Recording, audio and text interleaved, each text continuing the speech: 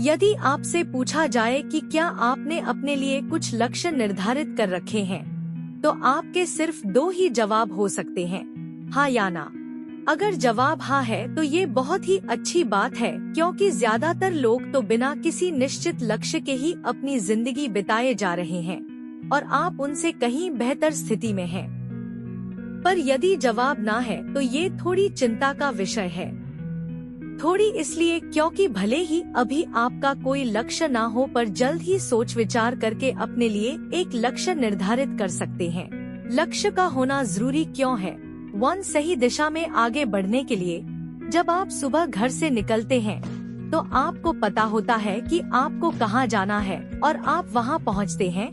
सोचिए, अगर आपको यह नहीं पता हो कि आपको कहाँ जाना है तो भला आप क्या करेंगे?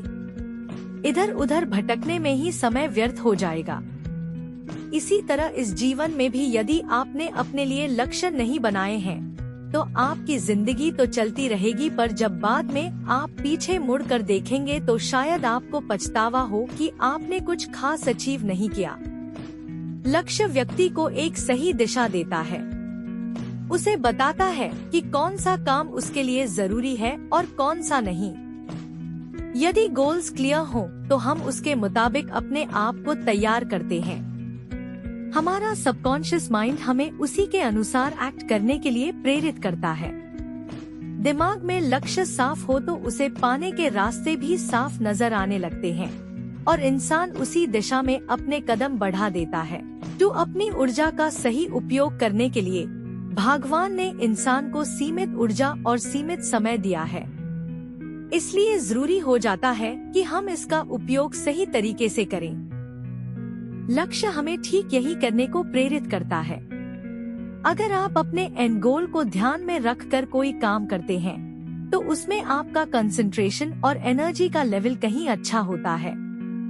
फॉर एग्जाम्पल, जब आप किसी लाइब्रेरी में बिना किसी खास किताब को पढ़ने के मकसद से जाते हैं तो आप यूं ही कुछ किताबों को उठाते हैं और उनके पन्ने पलटते हैं और कुछ एक पन्ने पढ़ डालते हैं। पर वहीं अगर आप किसी प्रोजेक्ट रिपोर्ट को पूरा करने के मकसद से जाते हैं तो आप उसके मतलब की ही किताबें चुनते हैं और अपना काम पूरा करते हैं।